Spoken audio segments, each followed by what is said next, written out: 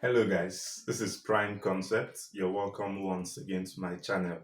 In this video, I want to look at the topic and want to consider practical physics for those in UNN, Physics 107. And we'll be considering one of the very important and consistent topics in practical physics, which is simple pendulum. So we're going to see in this particular video, I'm going to show you very important tips, especially as it pertains time constraints in your lab. Now, most of you, when you go to the lab, you usually don't have enough time to carry out your experiments. So in this video, I'll be giving you very powerful tips that can help you generate your table of values even without performing the experiment. It would look like magic, but that is actually physics. Physics is an empirical science where you can generate, when you say physics is empirical, it simply means theory and experiment should complement each other. So in this video, I'll be showing you how to generate your table from theory without performing the experiment. So let's quickly look at what we have in our simple pendulum experiment. So unfortunately, because of space, I will just be reading what we have in the manual. So the objective of this simple pendulum experiment is to determine the acceleration due to gravity using a simple pendulum. So just for the sake of clarity, this is how our simple pendulum would look like. We usually in the lab use a retort stand. You know a retort stand. So we usually have a retort stand, which I would consider to be this. Now on your retort stand, you have a thread.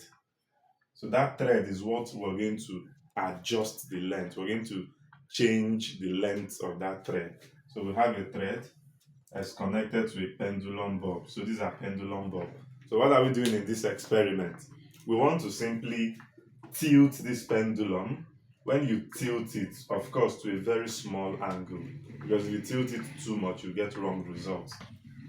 You tilt this to a small angle, allow it to oscillate.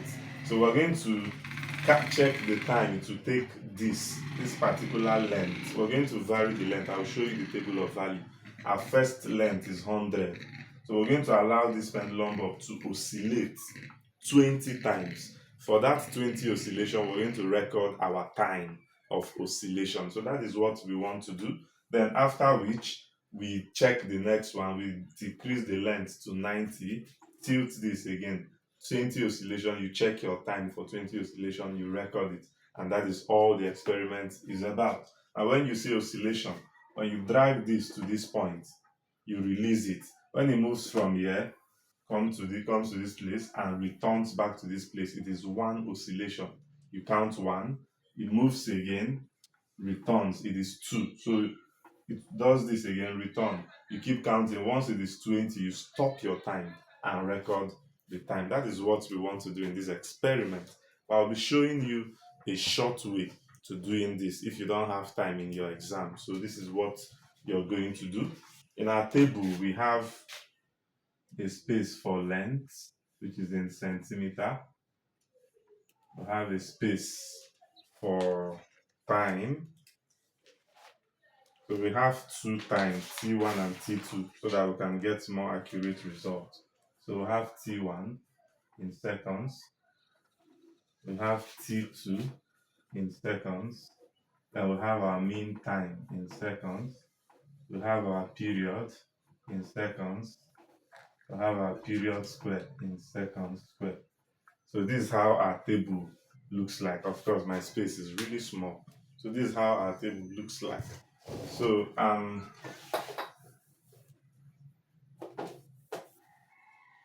so in order for us to fill this, let me quickly read the procedure, but it's not necessary again. So the objective is to determine acceleration due to gravity using a simple pendulum. The apparatus, pendulum bulb, which I showed you, thread, meter rule, clamp, and stand. So the procedure says clamp the pendulum bulb using 100 centimeter length. So we want the first length to be 100. So we're starting from 100. So 100 centimeter length of thread provided. Set the bulb into oscillation by giving it a small displacement and release it as shown in the figure, which I just erased. Record the time t for 20 complete oscillations. So our number of oscillations is 20 is given. Repeat the process a second time for accuracy. Then calculate the mean time. This is the mean time. So we're measuring the first time, second, and mean time. So and the period t. So repeat the experiment for L equals 90, 80, 70, 60, and 50. So these are the various lengths we are going to consider. So quickly, I'll jump into the business. And what is my business? I will give you formulas that will help us do this. So the formula we'll be using is, one of them is T equals 0.2 root L. If you want to know how I derived this formula, just drop it in the comment section. Say prove this formula and I'll show you. I'll do another video explaining how I derived this formula. Very simple. This is one of the formulas we would need. Another formula we would need is T, the mean time, is number of oscillation times period. So we'll be using this. Then we want to get time. We're going to use T1 equals 2 times mean time minus T2. So these three formulas would help us fill up this table. So I'm just going to do that and then fill up the rest of the table. Then we'll look at the questions that follows. So for our first length, our length is 100. So I'll start from equation 1. So T is going to be 0.2 root 100. And then root 100 is 10. 10 times 0.2 is 2.000. So we should keep this at 3 places of decimal. So I would write it here, 2.000. Now, the next thing is to get my mean time. My mean time is number of oscillation, which is 20 constant. 20 times our period we've gotten as 2.000, which is, which is 40.0. This would be, we can maintain 1 or 2 places of decimal. So this is 40 point, let's say 0. Let's go with 1 place of decimal. Now, we've gotten our mean time. The next thing, this is where we just play a little logic. Remember, we're trying to see how we can obtain these values without performing the experiment. And that is what I'm showing you. You can see we've gotten our period, no experiment. We've gotten our mean time, no experiment. Very accurate result. Now, I want to fill up this part. So what I'm going to do is, I'm always going to assume a value for T2 that is around this mean time. So since my mean time is 40, I can simply assume anything around this and I'll be okay. So I would assume, let's say, 39.8. I can assume that value, which is just around it. So with that assumption, I can use equation 3 to get T1. So T1 is going to be 2 times 39.8 minus T2. Okay, sorry. 2 times mean time is 40 minus 39.8. So if I do this, I'll have 80 minus 39.8. So this would give me 40.2. So T1, 40.2. So it means my T1 is 40.2. And then this T squared, just this, which is 4.000. So you see that I've been able to generate the first part of my table. Did I perform the experiment? Of course not. So very easy to do. And what I'm going to do, I'm going to leave you to fill this part. So I'm going to generate these values and write it and allow you to fill this part, because what I need in this particular experiment are the values of L and the values of T squared. So I'll leave you to fill up that. I'll fill up this table for you. Thank you. Alright, so we've been able to fill up the table. I've been able to do this. So what you simply do is copy out this table. So if you're part of those, you're a student of UNN, copy out this table. This table is very accurate for you. You can use this irrespective of what you have done in the lab. So if you are not sure of your values from the lab, just copy out these exact values and use them. So in this video, I may not be plotting graph. I'll make a separate video where I'll be plotting the graph. Now let's look at further questions that are asked under this experiment. So under this experiment, after filling our table, they said the first question, plot a graph of L against T square, or plotting a graph of L versus T square, which simply means we're plotting L on the vertical axis, then plotting T square on the horizontal axis. Now, I want to help you. What I'm going to do is I'm going to tell you what the slope is expected to be. And when you finish plotting this graph and you don't get this expected slope, it means what you have done is wrong. So very quickly, the graph for this using the concept, you recall that T is 2 pi root L over G. You recall this, and you're plotting L against T square. What you need to simply do is to make L the subject formula here.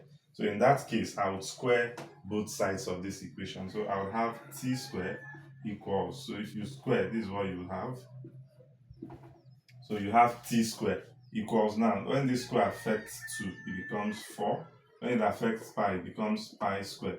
When this square comes here to cancel out the root, so you'll be left with L over G. So I want to make L the subject. So it means G would be multiplying this. So I would have GT squared, G would multiply this, equals 4 pi square L. So what's the next thing I want to do? I will divide both sides by 4 pi square. So I have by 4 pi square by 4 pi square, so that this would go.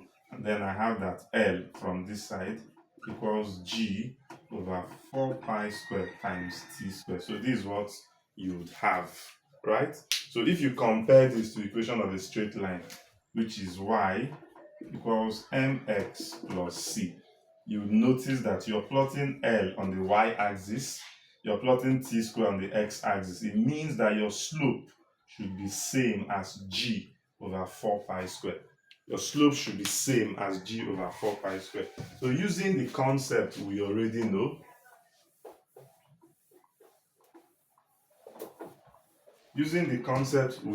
see the secrets that some of you need to learn.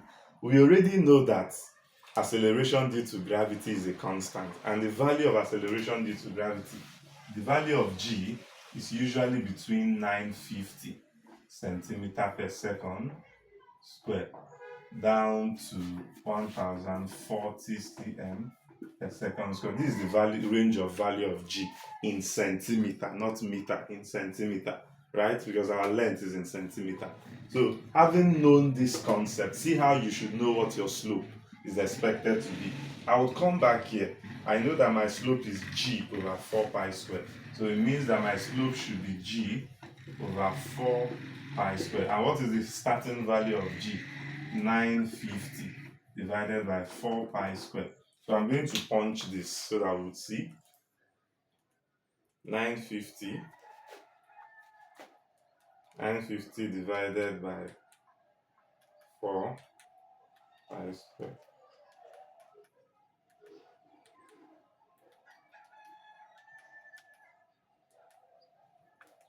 So what do I have? I have my slope to be 24.06. Now if I do again, I would say slope equals, in place of G now, I'll use this value, 1040 over 4 pi square. Let's see what we have. 1040 divided by 4 pi square.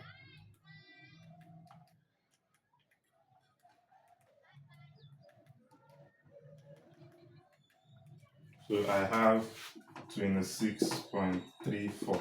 Now what this simply tells you is that when you finish plotting a graph of L versus T square, your slope is expected to be between 24.06 to 26.34. Your slope should be in this range. It means if you get 23 as your slope, it means you are wrong. If you get 20 as your slope, it is wrong. You don't need a soothsayer to tell you. Now, this is how those marking you, this is how they judge you. This is what they know that you don't know. So when you finish plotting, they have an expected answer because you're trying to verify G. And we're already using the concept or the knowledge of G we know, we can tell what the slope should be. So it means when you're done plotting this graph for simple pendulum, your slope should be between 24.06 to 26.34. That is what you're expecting your slope to be. I believe this is very interesting and very impressive to you. So then it said estimate the standard error. So what I'm going to do is that in my next video, I'm going to plot this graph. I will make a video of the graph, I'll plot it, then we're going to answer the other questions that follow. So we're going to get the slope so that you see how our slope would fall within this range. So if you enjoyed this video and you want me to make more videos on how to determine table of values in different experiments without performing the experiment, please drop it in the comment section. Don't forget to share this video with your friends. Tell them prime concept is unraveling the concepts in practical physics. Thank you. I'll see you in my next video.